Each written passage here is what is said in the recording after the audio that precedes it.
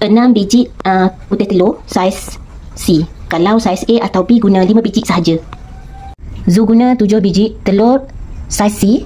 Ambil putihnya sahaja, asingkan betul-betul, jangan tercampur, nanti pavlova ni tak jadi. Jika telur itu saiz A atau B, guna 5 biji sahaja. Putar dulu perlahan.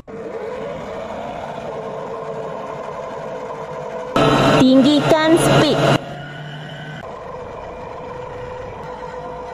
1 sudu besar air vanila. Masukkan 3/4 cawan gula. Bismillah. Masukkan sedikit demi sedikit.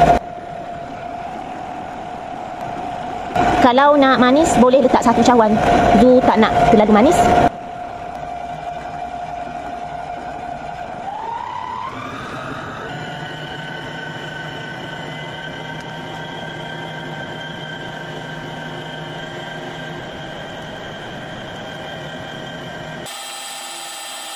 Satu sudu besar tepung jagung.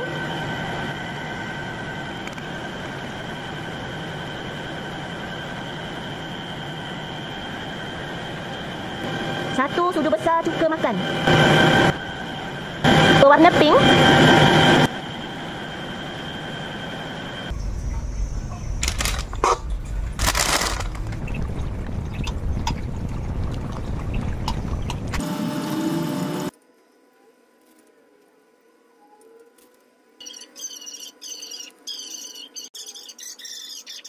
Alhamdulillah, dah siap dapat semuanya. Zu nak bakar dengan suhu 130 darjah Celsius selama 1 jam 20 minit.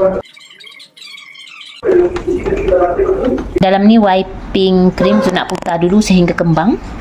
Bismillah.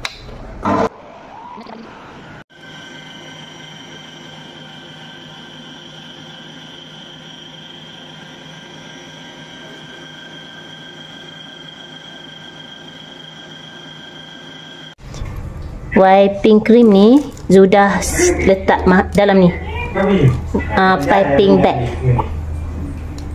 Ini buah strawberry sudah potong.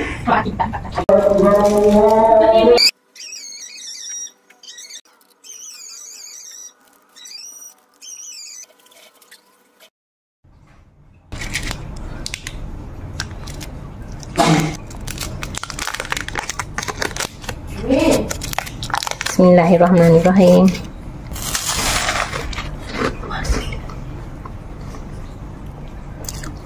Rangupnya.